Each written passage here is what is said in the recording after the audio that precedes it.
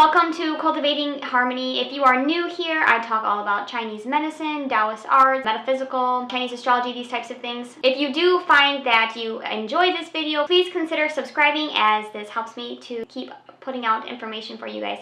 And if you are returning, thank you so much. Your support is always appreciated. Today I am really wanting to encourage you to stop putting off your self-cultivation and whatever that means to you. It's important to remember, I think a lot of times with kind of the spirituality, new age, and just even the times of everything being online and everything needing to kind of be sold or buy things, especially in the spirituality realm, that the idea of spiritual development really doesn't exist. And what I mean by that is that we know in Chinese medicine that the Shen is what we translate into English as something such as mind, spirit, consciousness, this kind of idea that we have animation in us, that we ourselves, we have our own spirit or energy. But I want to say that it's important to remember that it is the nature of the Shen to evolve. So just us simply existing and interacting with the world around us, technically that's enough.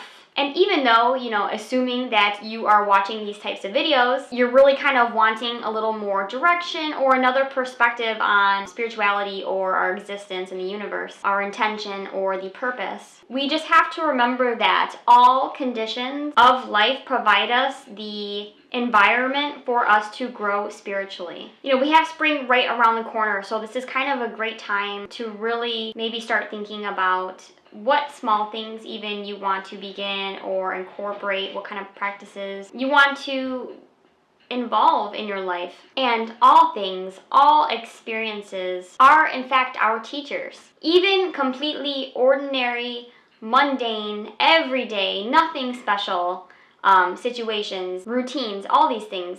Even just having to do the same types of schedule over and over. These are all external ways that challenge, inspire, enlighten, and change us over time, especially over our lifetime. I really prefer to kind of stay away from the idea of self-improvement, but it's kind of an easy phrase for people to understand, so sometimes, I'll hashtag it in something. Just because improving kind of has this connotation that we're going somewhere, that there's this end result, and then boom, we're done. Our spiritual journey, we have arrived, we have enlightenment, we're finished. Improvement itself even is completely subjective and as well as relative to the individual. And we know in Chinese medicine, as I say all the time on this channel, is that there's not just yang, we always have yin as well in the same proportions. So it always creates this cycle of technically improving, improvement, and then decline and decay.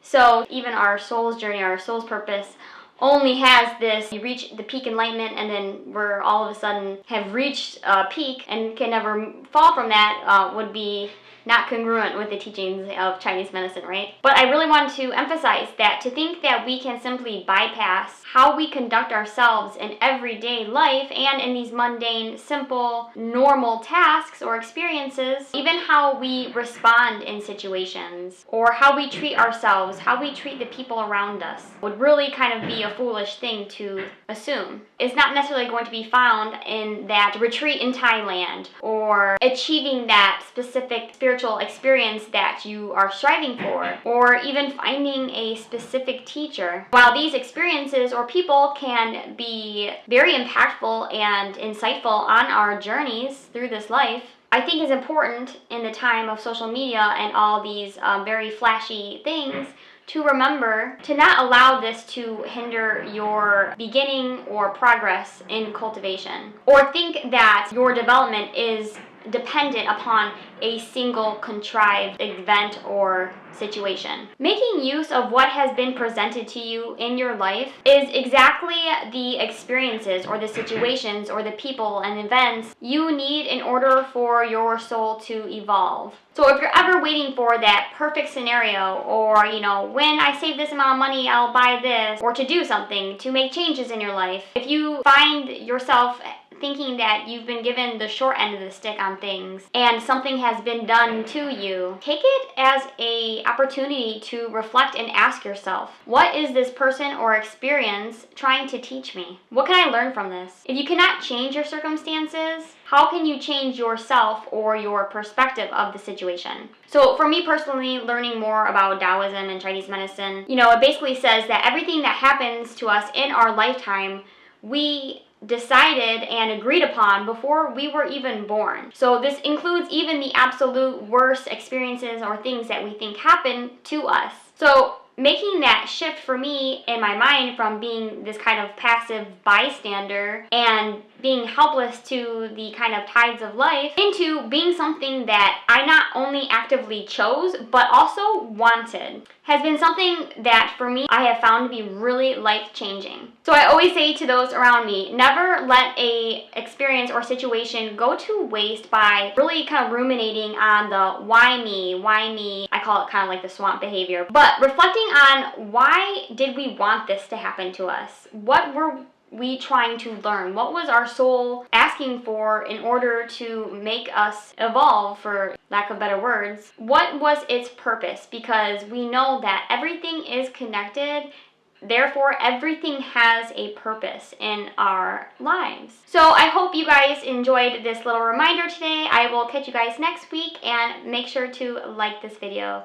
Thank you so much. We'll see you next time.